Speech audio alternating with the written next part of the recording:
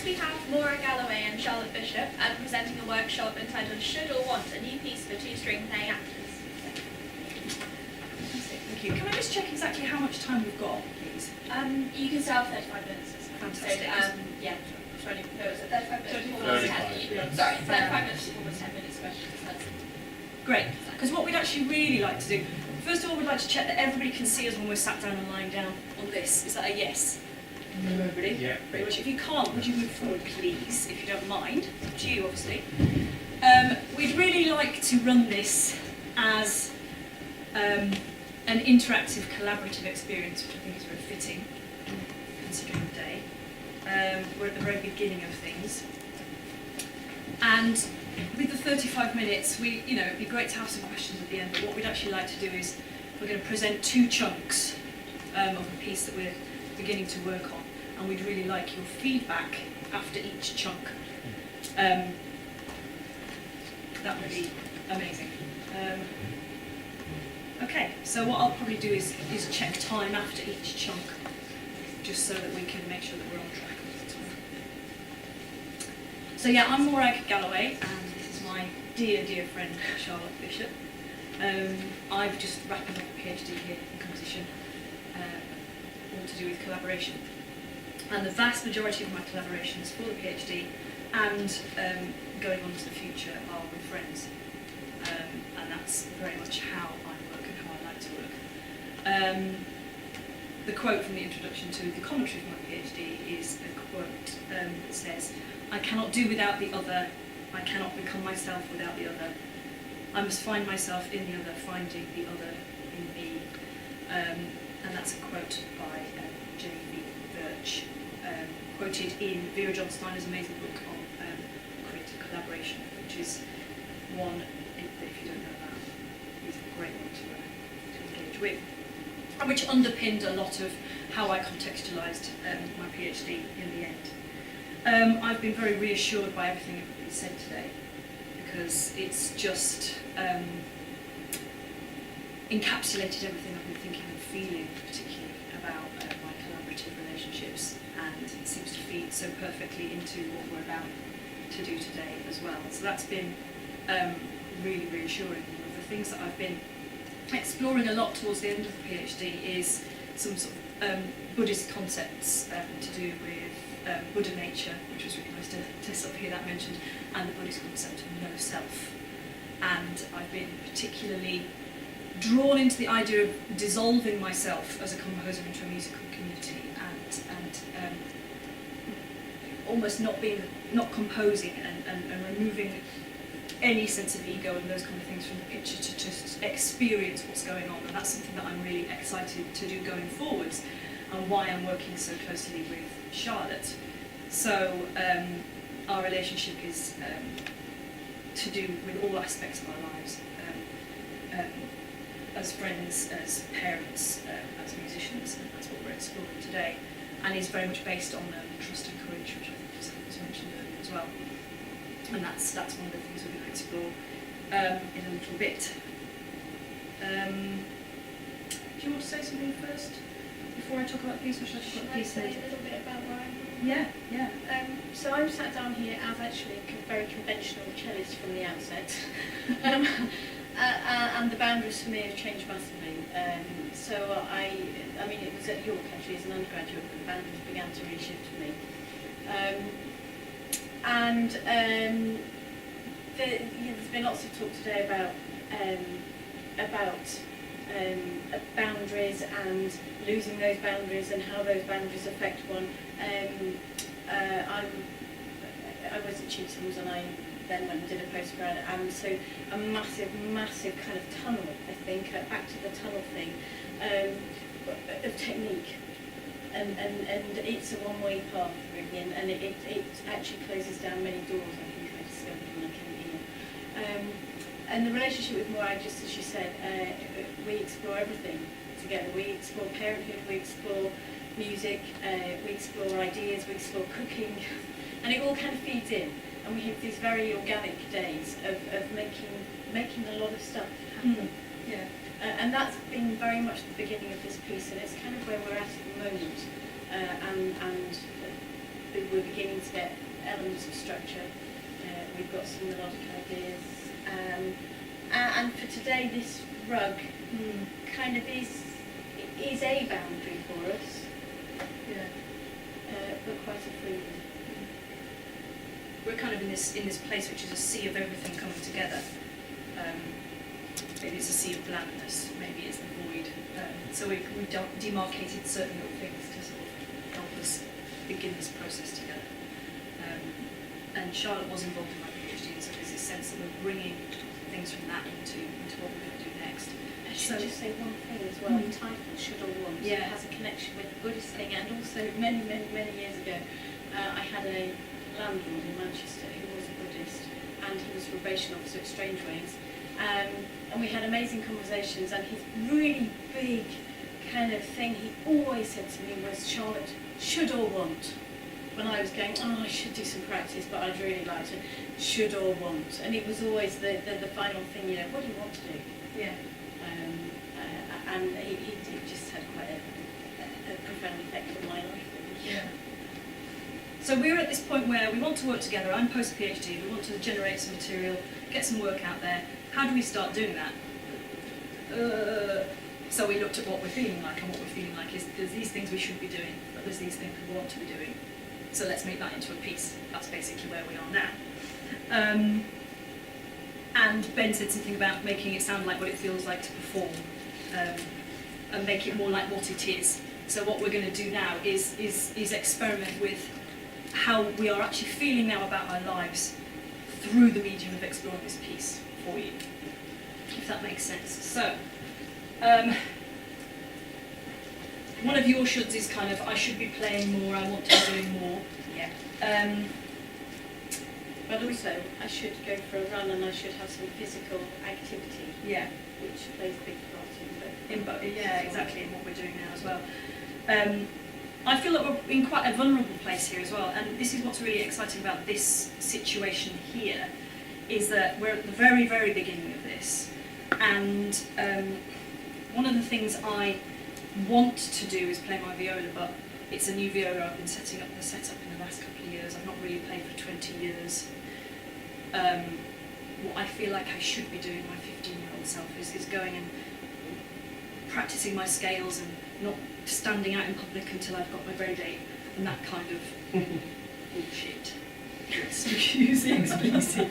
Because what I want to do is I want to generate sounds on this amazing new instrument that I've got through the movements and the feelings in my body, because I love expressing myself physically, and one of the things I've done with my setup and this new viola is allowed myself to play in this kind of position and be able to do all this. As a dancer and somebody who moves around a lot, that's what I want to be doing, so I'm going to do that today. And the end of the piece will be a proper performance, a proper on-screen performance, the foreground of something, the score, the finished thing, where I will hopefully be acting everything.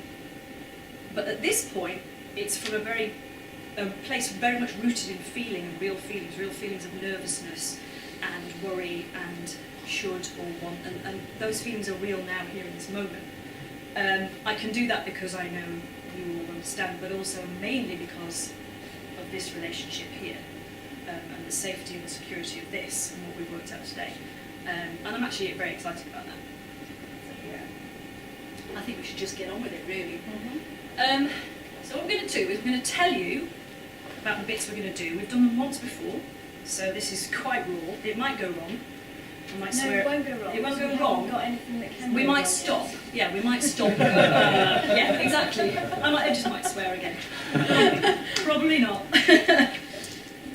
Couple of little quotes though before we start, and this is just to let you let you into the kind of things we talk about when we've been developing our material. Charlotte didn't mention it, but she's been doing a lot of work with an Indian dance company. That's been feeding into this a lot. We've been doing dance together, and I've been reading a lot about yoga and found this amazing Indian quote: "Where the hand goes, the eyes follow. Where the eyes go, mind follows. Where the mind goes, there are feelings are cultivated. Where there are feelings, there is enjoyment." So that was just a nice one. And then I've been thinking about feelings and my own private feelings and exploring some difficult things recently, and came up with just the idea that I strongly believe that there are no wrong or bad feelings. I hate both those words, wrong or bad. Only bad or wrong actions. But I still feel like I shouldn't feel this way. Take that as you will. So the first section we're going to do, they both have the same structure. The first one is, we're going to call it our B-flat want. Part of the joy of this instrument in discovering it is that it's incredibly resonant, but detuned to a B-flat with the C string, it's just fit. And we just, Charlotte's cello as well. And Charlotte, professional cellist, had that cello for how long? And 25 years, I think. her husband made it for her, and knows where it came from, has this beautiful intimate relationship. This is a mystery, not sure when it was made, not quite sure where it was, got it new, I'm a new viola player. There's these sort of interesting things there. So the B-flat want.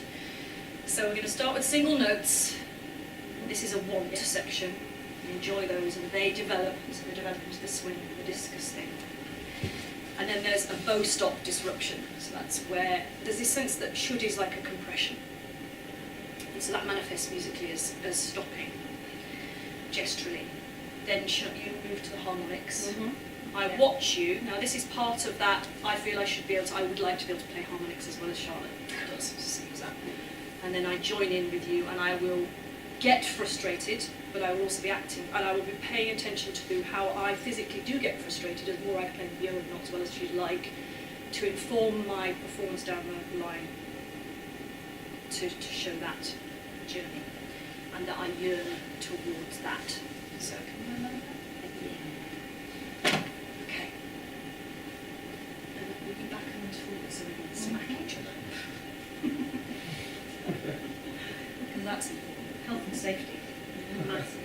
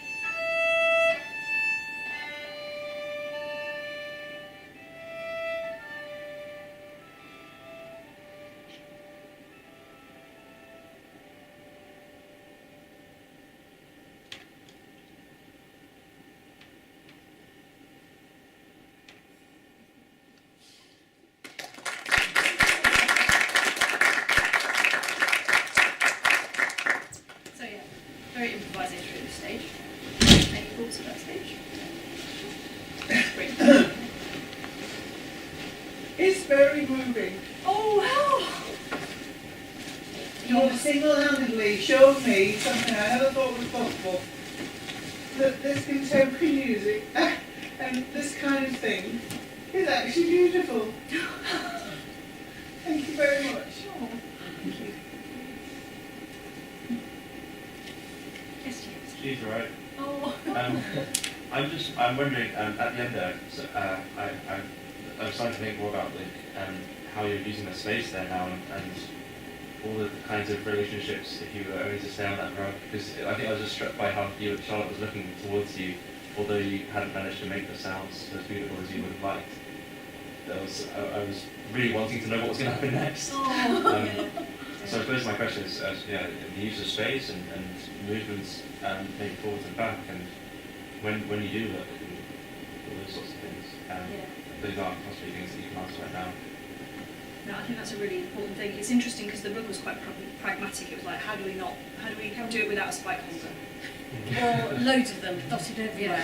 Everything you wanted to move, and that's, what we wanted Charlotte to be able to do. And then you said, I've got a red rug, and it'll fit my car. So, but yeah, it's a lovely demarcated space, and the depth thing. So that is something that, We found it because we needed a practical solution, and this is the way lots of things happen. I don't think that those things are any less resonant either, just because it was a practical thing. Actually, it's still part of the whole. Right. It could be potentially quite dramatic if you were then to leave the rug area. Yes. That could be something significant. Yeah, absolutely. That's really great point. How did you even get the instruments in the first place? How did the audience first get to know you with your instruments? Mm-hmm. Yeah. We've tried all sorts of sort of bits of movement stuff, and we spent a morning lying on the carpet in moments for us, didn't we? So we've got lots of different levels up and down, and wherever we want to go. It was a bit of therapy that morning, I think, wasn't it? But it's good. there's lots of variables that we need to not necessarily fix, but discuss and find ways to improve them. Right, should we do that? Sorry, is there any more on that bit? Yeah, James, you want to? That's great. Are you sure? Yeah. Should we do the next bit, because it might throw up the same kind of thing. So, the next bit is the same kind of structure, want going to a should. This is our melody want. So, it might go straight in from the previous section, but we didn't want to do that because we wanted to make it clear in our time for, just to keep it at the moment separate. It might go naturally very nicely from the previous one. So, I'm going to be stopping and listening to you, and then I'll play my G's. You join. No, then you play B flats. That's how we join, isn't it? Yeah. And then we start both our melodies together. And then add in if you want to. Sounds like we're talking in code. It's not. Things like the nail polish, the way we're dressed, all to do with conversations around women in their 40s, where we're at with that, for all sorts of reasons that we're going to. But we can talk about over a beer later if you want. Yeah. Then the bow stop disrupts again. We change the scale. I go up and down. Yeah, that's what. Yeah. Right. So that's again, that bow stopping is the same pressing hand, the disruption, the should coming in. Why should we enjoy playing these melodies?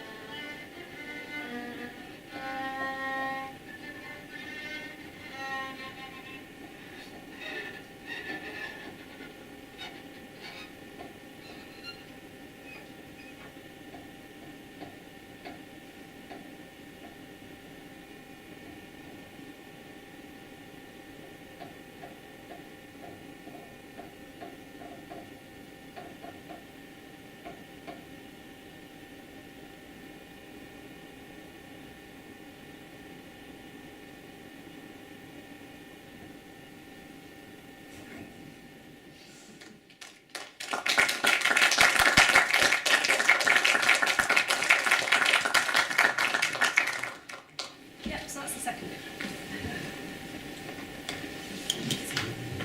Right. Yeah. 5 minutes, great. Yeah, cool. Thank you. Thank you. There's a discussion of the first section about the boundaries of the map. Mm. And it was at the end, at a particular moment when you preached about it. Yeah. Was that conscious or did it just happen? I realised it was going to happen when I was like that. Yeah, because we'd just done that bit once before, but I have practised it since, but not on the rug because it's Charlotte's rug, it was at her house. And so yeah, I'd not quite got my angles right, and then my head came off. It was just my head, wasn't it? Was it just my head? Yeah. And I thought, that's quite, yeah. But How did that look? It was actually a very arresting moment when Yeah. you begin to move it, and then the fact that you realised that it's under your head. Ah. And then, what did that?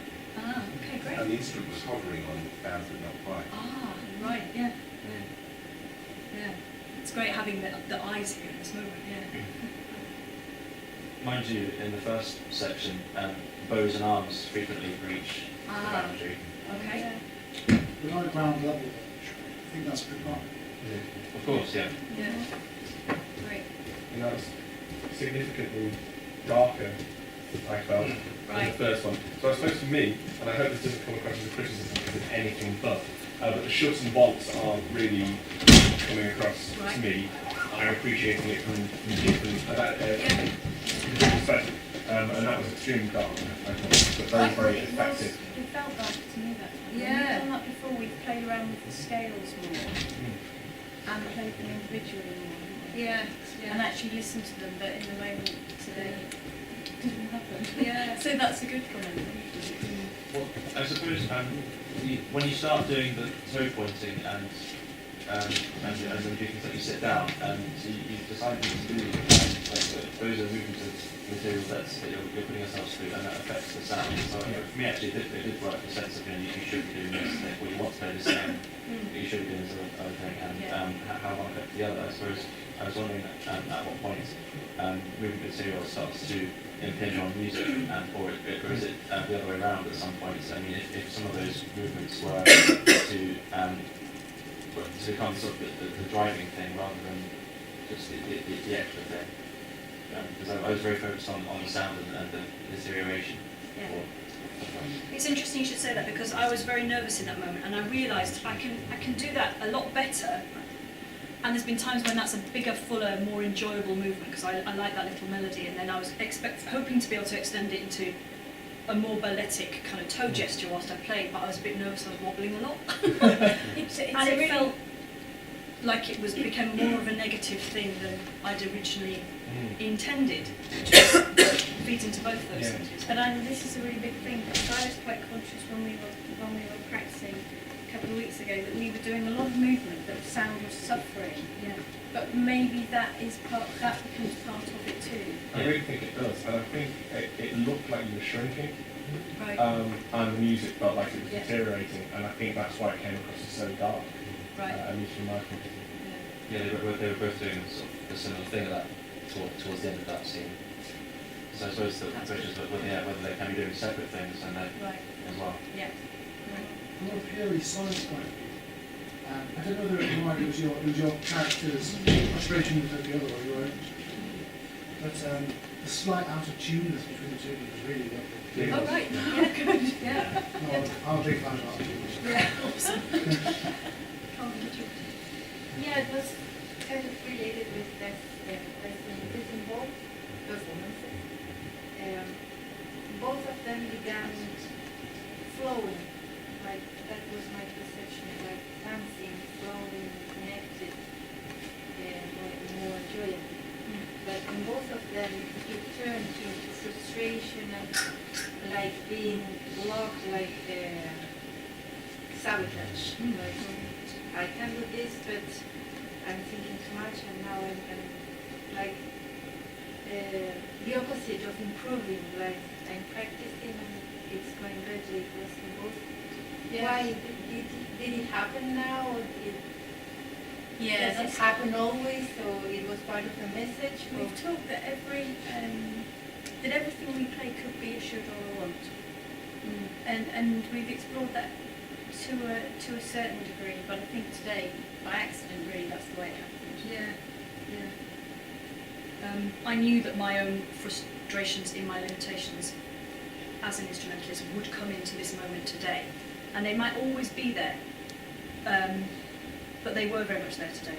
But I knew that was going to happen beforehand. I was quite excited to see how that would actually make me feel in that moment. And so I think the darkness that came from that is quite an interesting thing to be able to work with going forwards. Yeah. So, do you feel that this oh, sorry. Last point. Okay. So, do you feel like this is initial workshop towards something that is then quite fixed, choreographed or otherwise, or actually is improvisation really important for what's needed is just a sort of skeletal structure where certain things have to happen in certain kinds of ways, but you're not going to say exactly what, because what we've seen is this a very real, authentic moment of Yeah, within the logos, absolutely. Yeah, I'm not sure a bit of both, possibly, but yeah, the jury's out. yeah. I think that would be an interesting way to see where it does go in terms of those things. it's not sure. Yeah. Sorry to like No, thank you very much again.